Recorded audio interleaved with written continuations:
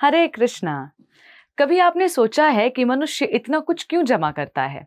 भोजन, वस्त्र, धन जमा करे तो करे, लेकिन मृत्यु के बाद सब कुछ धरा का धरा क्यों रह जाता है?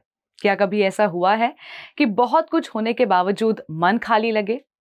यही प्रश्न हर किसी को कभी न कभी घेरता है और इसी प्रश्न का उत्तर छुपा है सततिला एकादशी की कथा में। एकादशी वो दिन है जिसे हमारे शास्त्र मन और आत्मा की सफाई का दिन कहते हैं। ये सिर्फ भोजन न करने का नियम नहीं, बल्कि भीतर के विकारों को शांत करने का उपाय है।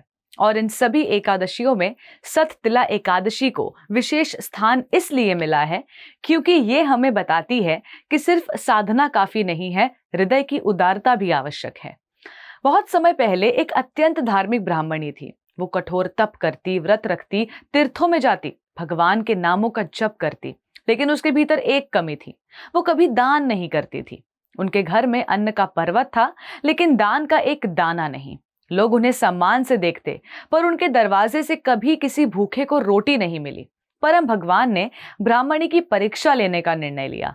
भगवान स्वयं एक भिक्षुक के रूप में उनके घर पहुंचे, दरवाजा खटखटाया, भिक्षा मांगी, पर ब्राह्मणी ने भिक्षुक रूप में आए भगवान को कुछ नहीं दिया।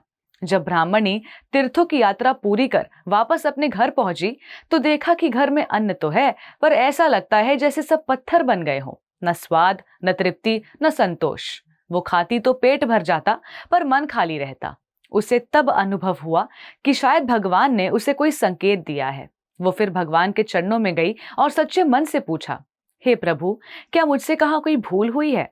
तब भगवान ने बताया, तुम तप करती थी पर दान नहीं, तुम जप करती थी पर दूसरों की भूख नहीं समझती। बिना करुणा के किया गया व्रत केवल सुख देता है, सिद्धि नहीं। तभी भगवान ने बताया कि माघ महीने की कृष्ण पक्ष एकादशी सततिला एकादशी पर तिल का उपयोग, तिल का स्नान, तिल का दान, तिल से हवन, तिल से पूजा, ये सब मनुष्य के भीतर की कठोरता को पिघला देता है। सत यानी 7 प्रकार के तिल और तिला यानी तिल का दान।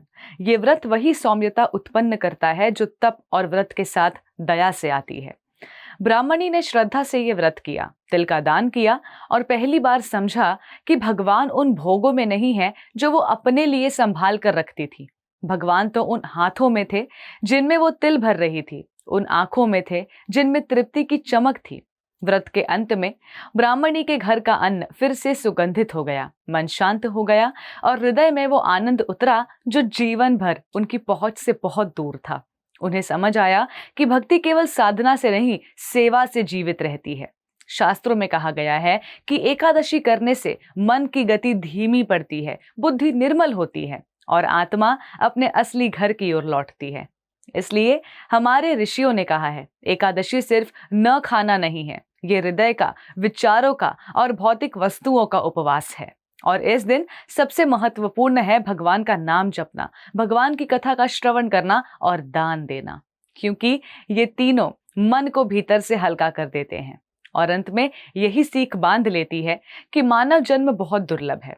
तप, धन, समय सब बेकार है यदि मन उदार न हो, यदि मन भगवान श्री कृष्ण का दास न हो।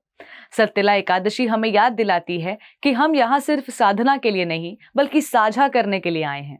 ये शरीर, ये जीवन, ये अवसर बार बार नहीं मिलता, और जो प्रेम, करुणा और सेवा हम आज कर सकते हैं, वही हमारे इस दुर्लभ जन्म को सार्थक बनाती है। धन्यवाद। हरे Krishna. Before a single drop, there is a heartbeat. At Haribol, that heartbeat is never traded for milk. Every cow and bull lives protected lifelong. This is ahimsa. This is kindness. This is devotion. Switch to Haribol Ahimsa A2 Milk. ऐसे ही और भक्तिमय कार्यक्रमों के लिए देखिए हरे Krishna television, और इसे प्राप्त करने के लिए आप अपने केबल अथवा DTH ऑपरेटर से संपर्क करें तथा और अधिक जानकारी के लिए आज ही डायल करें 7666 839 839।